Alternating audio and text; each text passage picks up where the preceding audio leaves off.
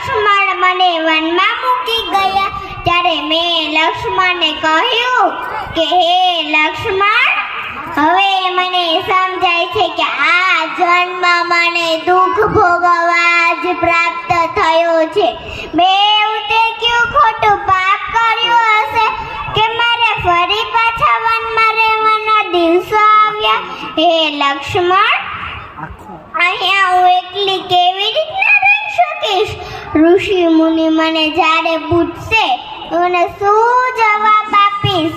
મેં તે કયું ખોટું પાપ કર્યું હશે કે મારે ફરી પાછા વનમાં રહેવાના દિવસો આવ્યા? હે લક્ષ્મણ, હવે મને ના અહીંયા હું એકલી કેવી રીતના રહી શકીશ? ઋષિ મુનિ મને જ્યારે પૂછશે તો એને શું જવાબ આપીશ?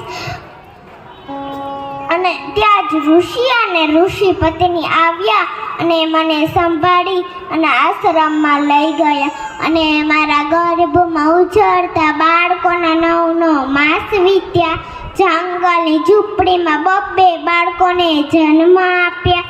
સારા સંસ્કાર આપીને મોટા કર્યા.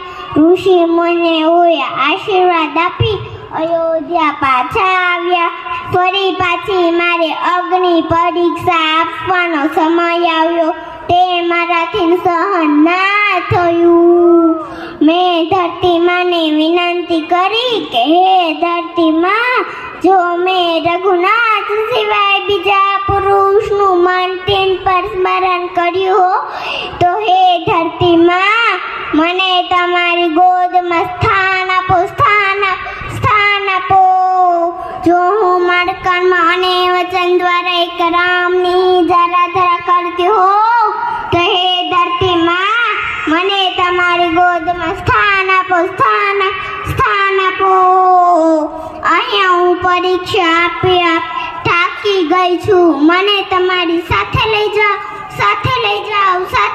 જાઓ.